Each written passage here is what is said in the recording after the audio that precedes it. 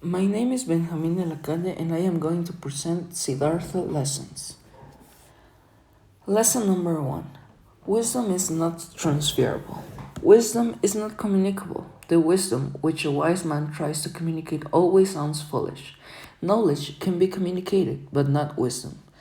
One can find it, live it, do wonders through it, but cannot communicate it and teach it. Is a quote from the book that explains this lesson. We so often misunderstand the difference between wisdom and knowledge in the world. Wisdom is timeless. It can only be arrived at the decrement and development of our consciousness to a level that understands paradox and true freedom.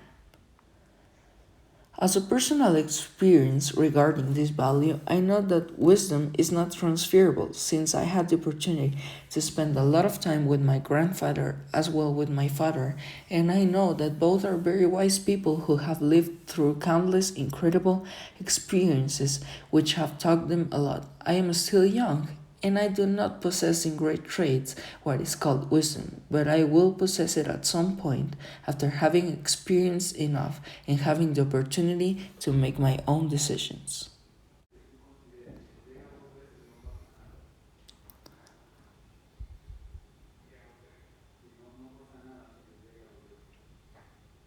Lesson number 2.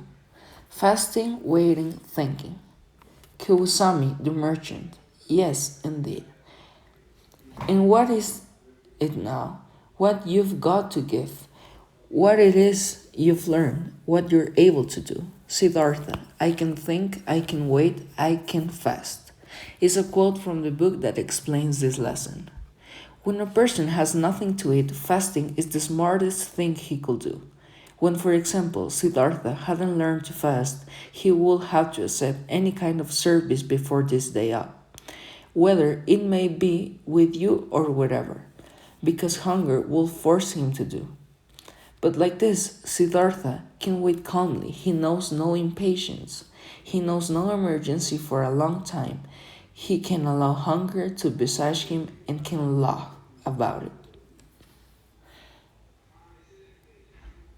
An experience where I coexisted with a situation that gave me the opportunity to learn this lesson was a critical day in the national strike in Ecuador, where I had to stay in my car in the middle of highway since I had no other place to be or return to house. I had to practice fasting since having nothing to eat, I had no other choice. It was there that I valued many of the situations that we dealt with as weapons that on some occasions simply stop being, and we must adapt to change as this situation lesson encourages us. Listening to the river is the third lesson. They both listened silently to the water, which to them was not just water, but the voice of life, the voice of being, the voice of perpetual becoming. Is a quote from the book that explains this lesson. Water in motion is like the stream of life and consciousness. It is the very nature of awareness of being. The motion is in us and even beyond us. It is an interconnected flow. When we stop being, this steam slows or stops. Feeling will start once again. Embrace your steam and flow.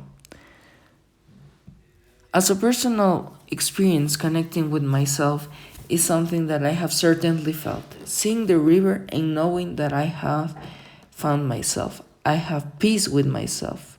It is something invaluable. I have felt it many times. However, that time in New York Lake was an experience unforgettable, where I felt that something in me changed. Many mistakes I've made were forgiven. True love. You're learning easily, Siddhartha, thus you should also learn this. Love can be obtained by begging, buying, receiving it as a gift, finding it in the street, but it cannot be stolen. Kamala is speaking to Siddhartha to tell him how to get love. She reminds him that love is precious but cannot be stolen. She further explains how people try to obtain love. As a personal experience until now, I haven't had the opportunity to truly fall in love and know what that kind of true love is. However, I know that the true love that exists in a family where we all support each other is unconditionally. It is curious that different types of loves can be described in the same way. Finally, materialism. The world have captured him. Voluptuousness, lust, lethargy, and in the end, even greed, the vice he'd always thought the most foolish and has despised and scorned above all others. No longer were they just games to win, trifles, they had become chains and burdens. It is a quote from the book that explains this lesson. Spiritually and materialism both have two major things in common. They both seek after happiness. Material happiness is temporary, whereas spiritual happiness is something that a person seeks after their entire life. This is a lifestyle that promotes softness. People that love their surroundings, materialism promotes just the opposite. People who lead materialistic lives are constantly comparing themselves to others in hopes of becoming someone that they are not. People who live truly spiritual lives consider themselves an independent apart from all desire and greed. They are no longer affected by others' influence in their own lives. Materialistic people tend to lose sight of their dreams and aspirations and drift off into a distant, never ending cycle of comparison and regret. As a personal experience, I can tell how materialism was undoubtedly something that I believed in. Not proud of this, I thought that people were rewarded for their money and for the things they had. I came to a point in my life where I underwent a very radical change where my family had to change from an extravagant and pathetic lifestyle to a common lifestyle. And it was there that I realized that true value of things is nothing. They are simply resources that we have that do not influence who we are, neither if we are happy or not.